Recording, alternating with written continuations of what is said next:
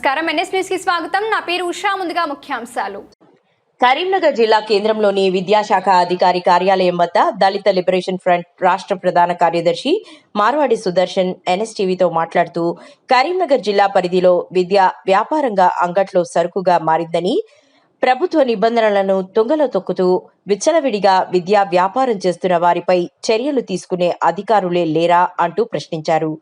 మాస్టర్జీ group of schools పేరిట permission లేకుండానే కరీంనగర్లో విచ్చలవిడిగా ప్రచారం చేస్తున్నారని అడిగితే ఎన్నిసార్లు నోటీసులు ఇచ్చినా వారి పద్ధతి మారడం లేదని, రోడ్డు తిరిగి బోర్డులు తీయించడానికి మేము మున్సిపల్ డిపార్ట్మెంట్ కాదని చెప్పడం సరికాదని, జాన్సన్ గ్లోబల్ స్కూల్ పేరిట ఒకే పర్మిషన్ ఉండగా వారు 4 బ్రాంచీలు నడుపుతున్నారు. జూనియర్ కాలేజీలో పర్మిషన్లు తీసుకుని డిఫెన్స్ అకాడమీలు నడుపుతున్నారు. ఐఐటి, నీట్, జేఈఈ అంటూ వెలుస్తున్న అకాడమీలకు అసలు ఎవరు పర్మిషన్ ఇస్తున్నారు, లేదా వీరికి ఎవరి పర్మిషన్ అవసరం లేదా అని ప్రశ్నించారు. ఇవి మా పరిధిలోకి రావంటూ డిఈఓ అంటున్నారు.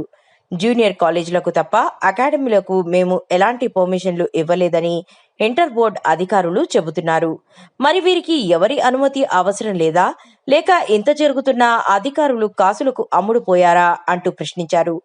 ప్రైవేట్, కార్పొరేట్ యాజమాన్యాలు అకాడమీల పేరుతో చేస్తున్న ప్రచారాలను చూసి తమ పిల్లలు అత్యున్నత స్థాయిలకు ఎదగాలని కాయకష్టం చేసి పిల్లలకు ఫీజులు కడుతుంటే యాజమాన్యాలు వారి అవసరాన్ని సొమ్ము చేసుకుంటున్నారని, వీటిపైన కలెక్టర్ వెంటనే స్పందించాలని, విద్యాశాఖలో అసలు ఏం జరుగుతోందని విచారణ చేపట్టాలని, తప్పు చేస్తున్న అధికారులు మరియు ప్రైవేట్, కార్పొరేట్ యాజమాన్యాలపై చట్టరీత్యా కఠిన చర్యలు తీసుకోవాలని డిమాండ్ చేశారు.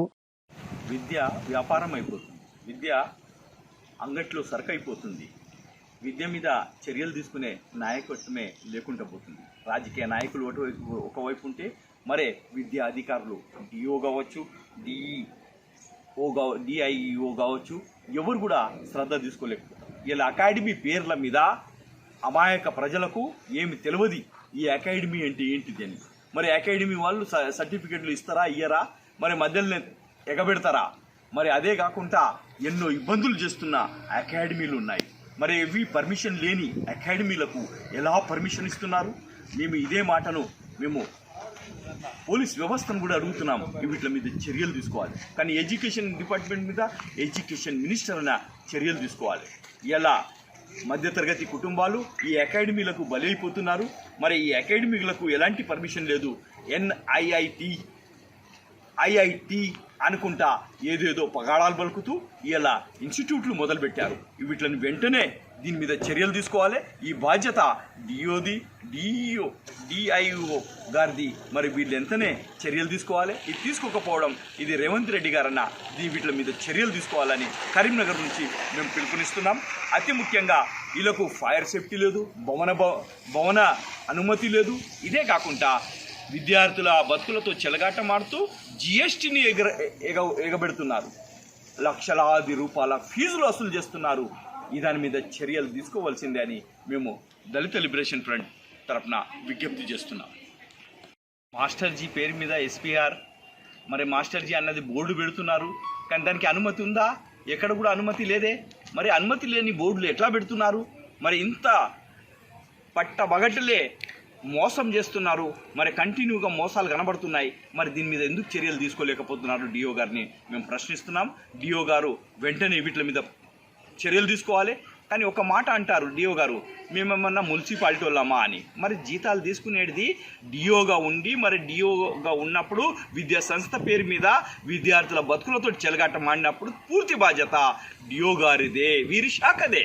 మరి వీరి శాఖను వీరు మున్సిపాలిటీతో పోల్చడం అన్నది ఇది ఏమైన చర్య. మున్సిపాలిటీతో పోల్చడం అన్నది ఇది ఏమైన చర్య. వెంటనే డిఓ గారు ఏవైతే అక్రమంగా బోర్డులు వెలుచుతూ మరి అక్రమంగా స్కూల్స్ నడిపిస్తున్నారో దాని మీద చర్యలు తీసుకున్నట్టయితే వీరు మామూలు మత్తులో ఉన్నట్టుగా మేము భావిస్తున్నాం. దీని మీద ఖచ్చితంగా ఒక ఎంక్వైరీ కమిషన్ వేసి దీని మీద చర్యలు తీసుకోవాలని మేము కోరుకుంటున్నాం. ఇప్పుడు కరీంనగర్ ప్రాంతంలో ఒకే పర్మిషన్ తీసుకొని 4 బ్రాంచులు నడుపుతున్నారు కొంతమంది స్కూల్స్. వీటి మీద మీరు ఏమంటారు? దీన్ని వెంటనే మూసివేయాలి. దాన్ని మూసివేయకపోవడం కారణం ఏంటంటే రాజకీయ నాయకుల యొక్క పోదుబలం, లేదా డిఓ గారు వారితోటి మామూలు మత్తులో కుమ్ముక్కైనట్టుగా కనబడుతుంది.